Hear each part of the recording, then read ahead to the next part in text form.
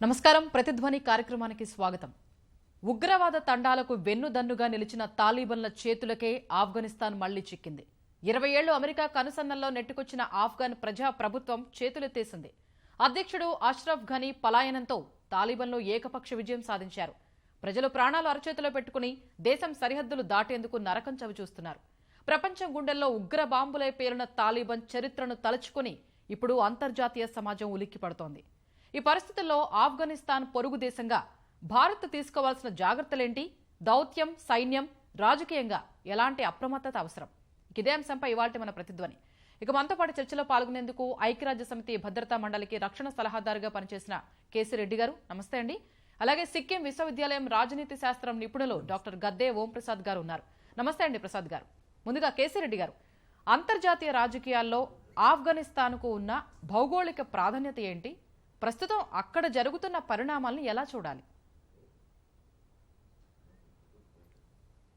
ఆఫ్ఘనిస్తాన్ మీరు చెప్పినట్టు central ఏషియాకి, south ఏషియాకి that is అది కనెక్షన్ పాయింట్. అది అందుకని సెంట్రల్ ఏషియాలతో ట్రేడ్ కానీ, బిజినెస్ కానీ, ఏ రకమైన సంబంధాలు చేయాలన్నా ఆఫ్ఘనిస్తాన్ ద్వారా చేయాలి.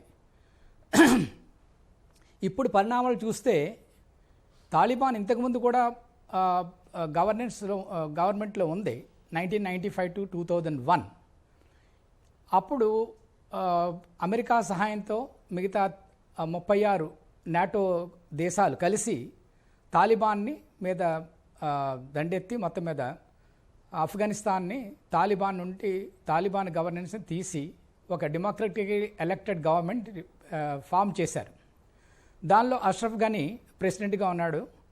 కానీ తాలిబాన్ మాత్రం పూర్తిగా కంట్రోల్లో రాలేదు. ఎప్పుడైతే ఈ గవర్నమెంట్ ఫామ్ అయిందో వీళ్ళందరూ కూడా గ్రామీణ ప్రాంతాలకు వెళ్ళి అక్కడ మళ్ళీ రీగ్రూప్ అయ్యారు. అవి గవర్నమెంట్ ఫోర్సెస్ మీద అటాక్స్ మొదలుపెట్టారు. దీంతో అమెరికన్స్కి కష్టమైంది, నాటోకి కష్టమైంది, ఆఫ్ఘనిస్తాన్ గవర్నమెంట్కి కష్టమైంది తాలిబాన్. ఈ మధ్య కాలంలో జరిగింది ఏంటంటే యుఎస్ పాలసీ ఆఫ్ఘనిస్తాన్లో చాలా మార్పులు వచ్చినాయి. ప్రత్యేకంగా చెప్పాలంటే జో బైడెన్ ముందు ట్రంప్ ప్రెసిడెంట్గా ఉన్నప్పుడు ఆయన అమెరికా ప్రజలు ఒక రకమైన ఓటు కోసం చెప్పాలంటే ఎందుకు అమెరికన్ జవాన్లు ఇతర దేశాల గురించి చనిపోవాలి, అది మానిపించాలని చెప్పేసి ఇప్పటికే ఆఫ్ఘనిస్తాన్లో 2600 అమెరికా జవాన్లు చనిపోయారు. ఇంకా ముందు ఏ అమెరికా జవాన్లు చనిపోయినాక లేదు అని చెప్పి దాని గురించి అక్కడి నుంచి ఫోర్సెస్ అన్ని విత్డ్రా చేయాలని చెప్పి ఆయన ప్రతిపాదన చేశాడు. తర్వాత దాని ఫాలోఅప్ యాక్షన్తోనే తాలిబాన్తో సంప్రదింపులు జరిగినాయి. ఒక డీల్ 2020 ఫిబ్రవరిలో అమెరికా స్పెషల్ ఎన్వాయ్ మధ్య తాలిబాన్ రిప్రజెంటేటివ్ మధ్యన ఒక డీల్ జరిగింది.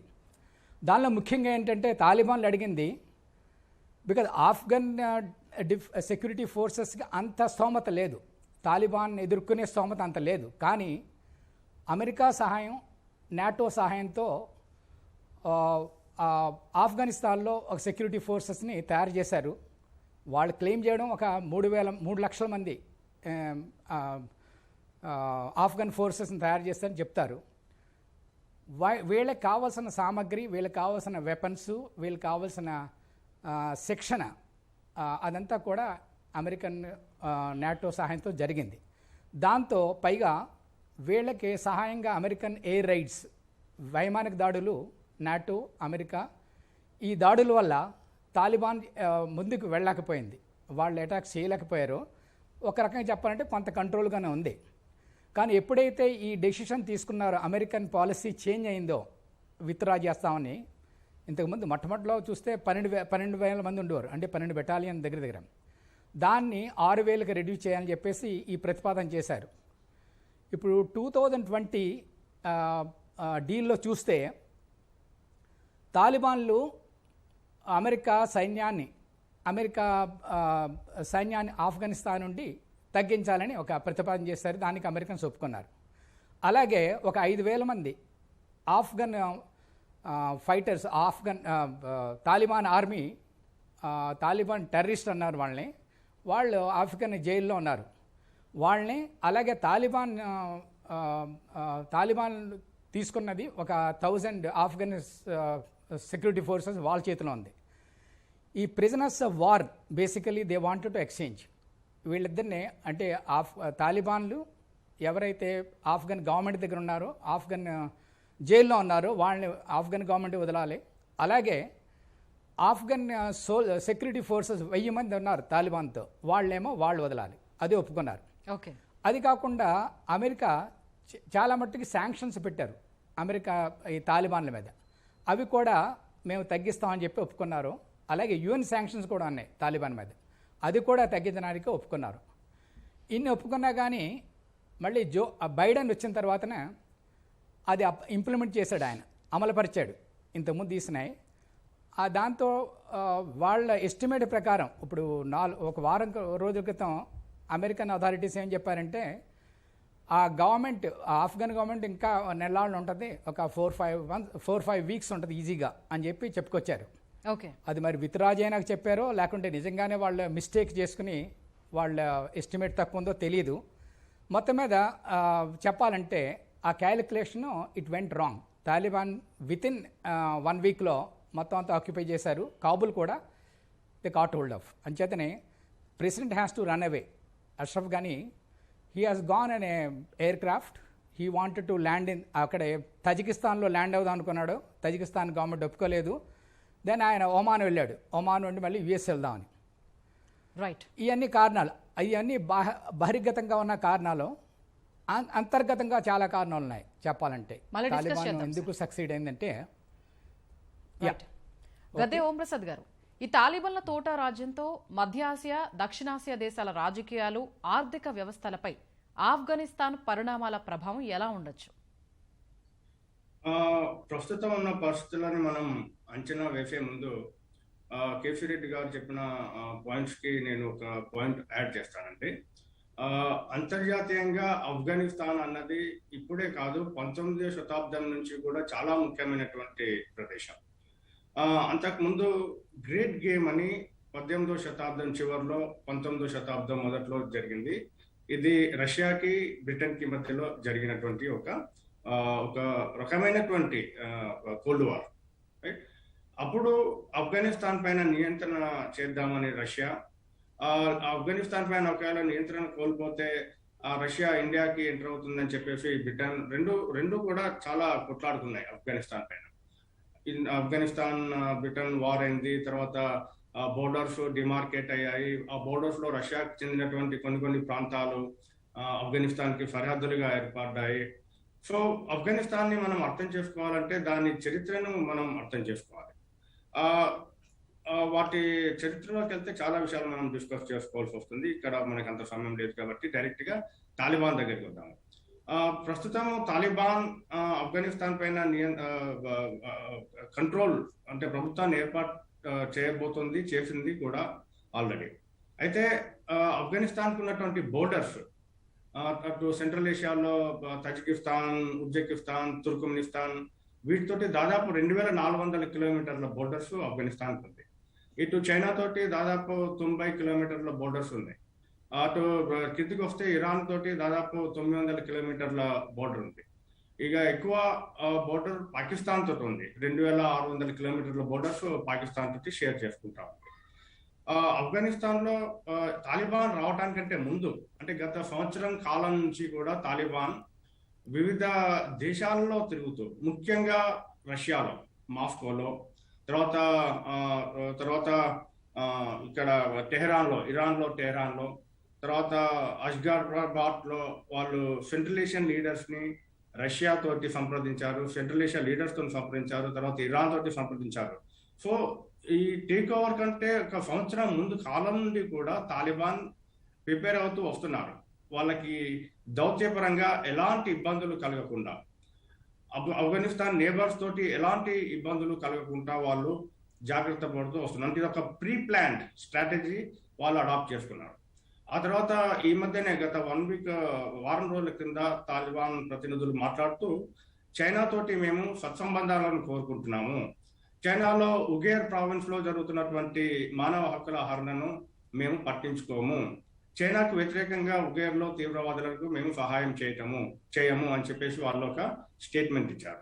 దానికి ప్రతిగా చైనా మాకు ఆర్థికంగా సహాయం చేయాలి, మాకు ఆయుధాలను సరఫరా చేయడం కానివ్వండి, ఆఫ్ఘనిస్తాన్లో పెట్టుబడులు పెట్టడం కానివ్వండి చేయాలి అని చెప్పేసి ఒక స్టేట్మెంట్ ఇచ్చారు. సో ఈ టేక్ ఓవర్ కంటే ఒక సంవత్సర కాలం ముందు నుంచి కూడా వాళ్ళు చాలా జాగ్రత్తగా ప్రణాళికాబద్ధంగా ముందుకు వస్తూ ఉన్నారు. అది అంతేకాకుండా టేక్ ఓవర్ కావడానికంటే ముందు వాళ్ళు మొట్టమొదటిగా ఈ బోర్డర్స్ అన్నిటిని కంట్రోల్ చేశారు. తజికిస్తాన్ బోర్డర్ తోటి, తర్వాత ఉజ్బెకిస్తాన్ బోర్డర్ తోటి, తర్వాత తుర్క్మెనిస్తాన్ బోర్డర్ని, ఇరాన్ బోర్డర్ని వాళ్ళు ఫీల్ చేశారు. ఆ ఫీల్ చేయటం వల్ల వాళ్ళు ఆ దేశం నుంచి ఈ సరిహద్దు ప్రాంతాల్లో ఉన్నటువంటి వివిధ తెగలు, ఉజ్బెక్ కానివ్వండి, అటు ఇరాన్ బోర్డర్లో ఉన్న హజారా కానివ్వండి, అటు తుర్క్మెనిస్తాన్ బోర్డర్లో ఉన్న ప్రజలకు కానివ్వండి, తర్వాత ఉజ్బెక్స్కి కానివ్వండి, వాళ్ళకు ఆ దేశాల నుంచి ఎలాంటి సహాయం రాకుండా అడ్డుకున్నారు. రైట్. అంతేకాకుండా 1995 తర్వాత నార్థన్ అలయన్స్ వాళ్ళకు ఒక పెద్ద ప్రాబ్లం గా ఏర్పడింది. Northern alliance Uzbekistan, Tajikistan, Hazara ప్రాంత ప్రజలతో కూడుకున్నటువంటి ఒక సమ్మేళనం. రైట్. వాళ్ళు తాలిబాన్ కు వ్యతిరేకంగా చాలా కొట్లాడినారు. సో ఈ తాలిబాన్ అవన్నీ పునరావృతం కాకుండా వాళ్ళు మొదటి నుంచి కూడా ఒక స్ట్రాటజీ ప్రకారం ఆ దేశాలతోటి దౌత్యపరంగా సంబంధాలను ఏర్పాటు చేసుకున్నారు.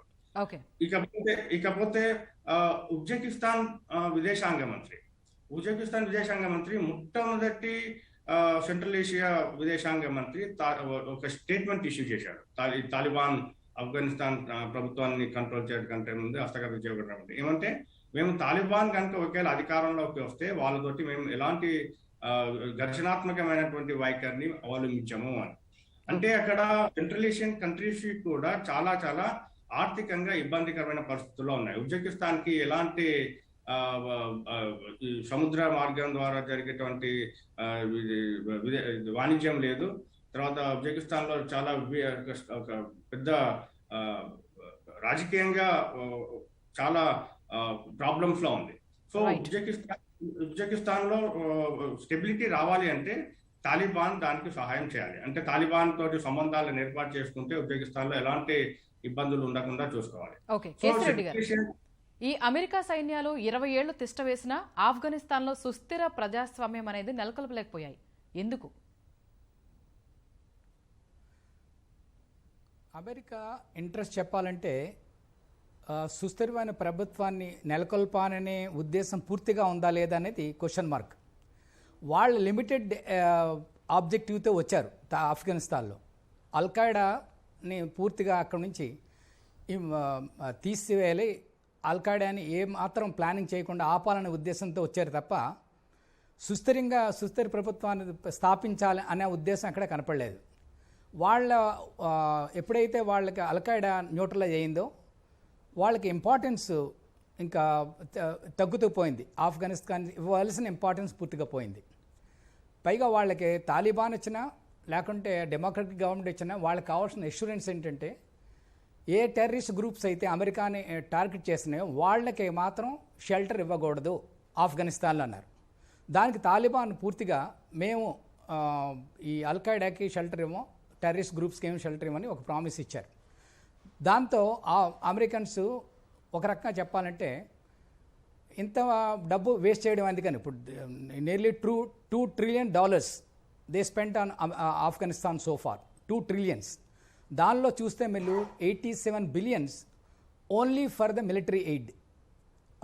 Afghan democratic defence security forces తయారు చేయడానికి $87 billion పెట్టారు.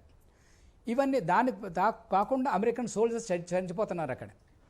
ఇవన్నీ అమెరికాకి కావాలా, ఇవన్నీ తప్పనిసరిగా కావాలా లేకుంటే అవాయిడ్ చేయొచ్చా అని ఆలోచించినప్పుడు వాళ్ళ ఉద్దేశం ఏంటంటే ఇవన్నీ అక్కర్లేదు, మనకు కావాల్సింది మనకు దొరికింది అని చెప్పేసి విత్డ్రా అయిపోయారు ఇప్పుడు. ఓకే. పైగా ఒకటి చూస్తే మీరు జరిగింది 20 సంవత్సరాలు ఉన్నా కానీ ఎందుకు చేయలేకపోరండి. వీళ్ళు ఆఫ్ఘనిస్తాన్ డిఫెన్స్ సెక్యూరిటీ ఫోర్సెస్ని తయారు చేశారు. కానీ వాళ్ళకి క్రమశిక్షణ అనేది not up to the standards. ఉన్న వాళ్ళకు కూడా 3 lakhs సోల్జర్స్ తయారు చేస్తామని చెప్పారు. దానిలో 1,60,000 ఓన్లీ యాక్చువల్లీ ఫర్ ఫైటింగ్. మిగతా వాళ్ళు ఫైట్ చేయలేరు. వేరే తాలిబాన్లో 1 lakh ఉన్నా కానీ వాళ్ళందరూ కమిటెడ్. వాళ్ళు ఫైట్ చేయడం చాలా కష్టం వీళ్ళతో. That's a basic difference. That's why దానివల్ల తాలిబాన్ ఓడించలేకపోయారు ఇప్పటి వరకు. ఓకే, ఆ కమిట్మెంట్, తాలిబాన్కి ఉన్న కమిట్మెంటు, తాలిబాన్కి ఉన్న సాక్రిఫైస్ సెన్స్ వీళ్ళకి లేదు. అది రైట్. ఓం ప్రసాద్ గారు, ఆఫ్ఘనిస్తాన్ పునర్నిర్మాణ ప్రాజెక్టుల్లో భారతదేశం భారీగా పెట్టుబడులు పెట్టింది. ఇప్పుడు వాటి రక్షణ భవితవ్యం మాట ఏంటి? ఇండియా ఆఫ్ఘనిస్తాన్ లో దాదాపు $3 బిలియన్ పెట్టుబడులు పెట్టింది.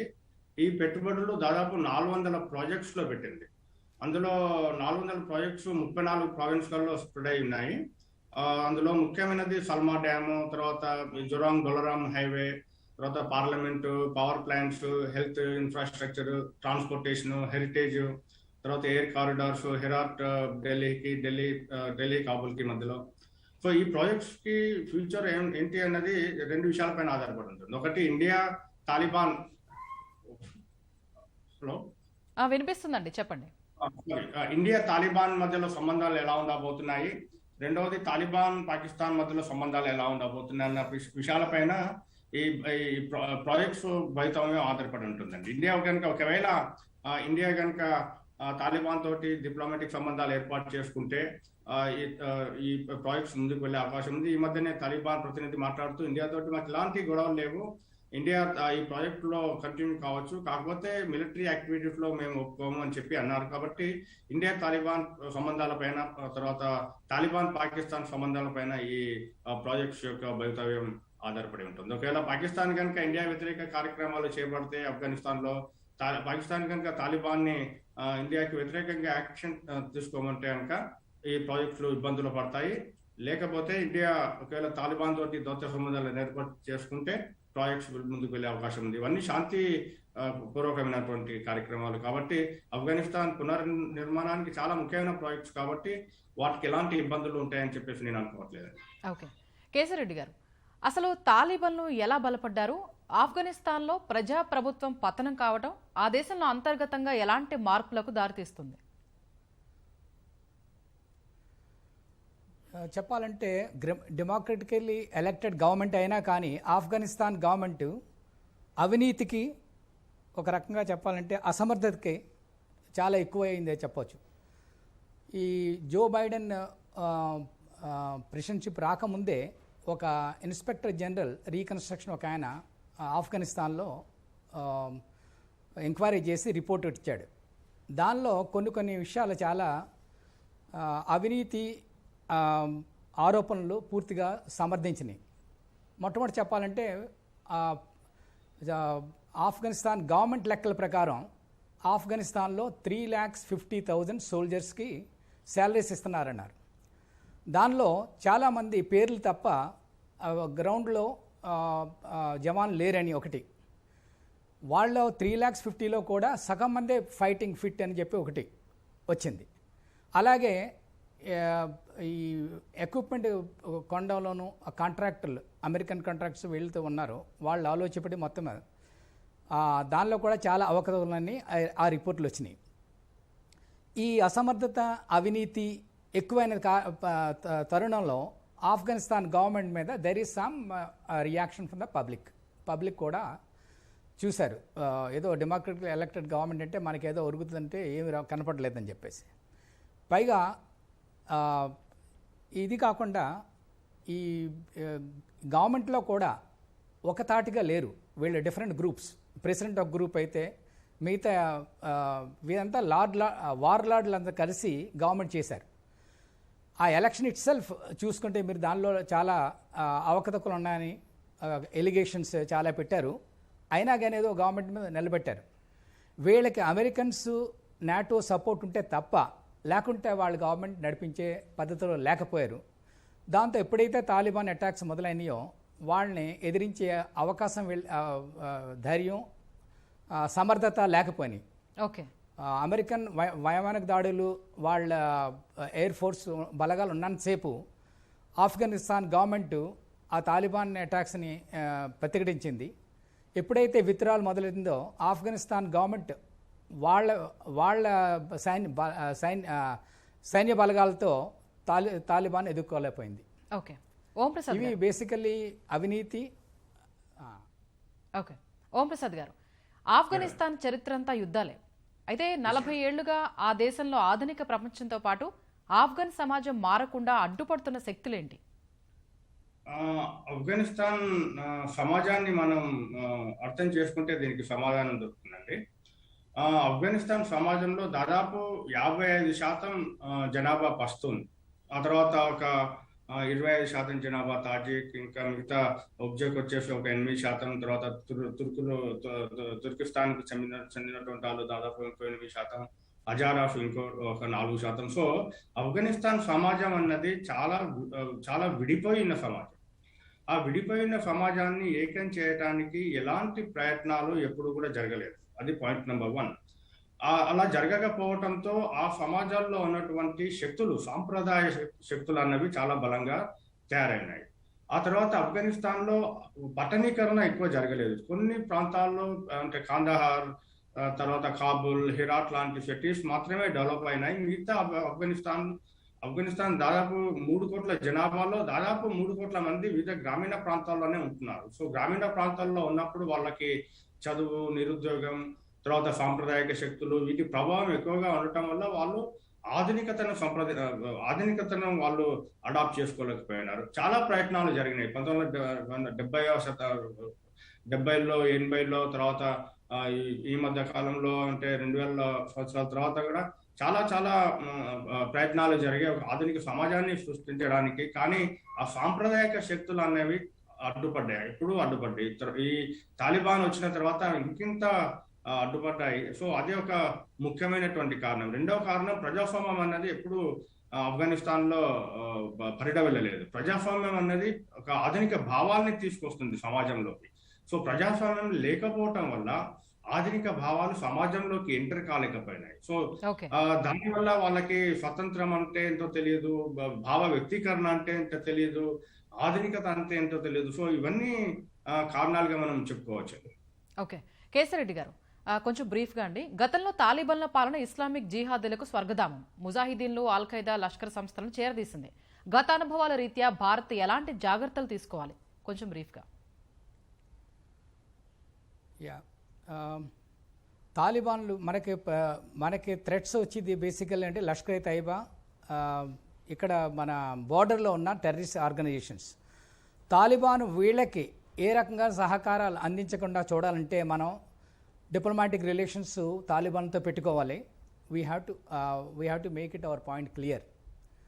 తాలిబాన్ వైఖరిలో కొంత మార్పు ఉందని చెప్పొచ్చు. వాళ్ళు ఏమంటున్నారంటే ఇంటర్నల్ అఫైర్స్లో ఏ కంట్రీ ఇంటర్నల్ అఫైర్స్లో మేము తలదూర్చం, మేము శాంతి భద్రత నెలకొల్పాలని మా ఉద్దేశం ఆఫ్ఘనిస్తాన్లో అంటున్నారు. దాన్ని బట్టి మనం ఎవరైతే మనకు ప్రాబ్లమ్స్ క్రియేట్ చేస్తున్నారో లష్కర్ తైబా, జైషే మహమ్మద్ వీళ్ళు ఉన్నారు, కొన్ని టెర్రరిస్ట్ ఆర్గనైజేషన్ బోర్డర్లో పనిచేసేవాళ్ళు, వీళ్ళకి ఏ రకంగానూ సహాయం అందకుండా చేయాలని చెప్పేసి తాలిబాన్ మనం డిమాండ్ చేయొచ్చు. తాలిబాన్ దగ్గర నుంచి ఆ ఇన్సూరెన్స్ తీసుకోవాలి మనం. Okay, right sir. అందుకని ఇంతకుముందు అయితే తాలిబాన్ ఎక్స్ట్రీమిస్ట్ అగర్ ఉంది. ఓకే, కంక్లూడ్ చేయండి సార్, కంక్లూడ్ చేయండి. ఆ రకమైన ఇన్సూరెన్స్ తీసుకున్నప్పుడు మనకి ఆ టెర్రరిస్ట్ ఆర్గనైజేషన్స్ నుండి మనకి ప్రాబ్లం ఉండదు, బోర్డర్స్ నుండి. Right sir. చర్చలో పాల్గొన్నందుకు కేసీ రెడ్డి గారు ధన్యవాదాలండి. అలాగే డాక్టర్ గద్దే ఓంప్రసాద్ గారు ధన్యవాదాలండి. భారత్ గనక ఆఫ్ఘనిస్తాన్తో శాంతియుతంగా ముందుకెళ్తే ఎటువంటి ఇబ్బంది ఉండదు.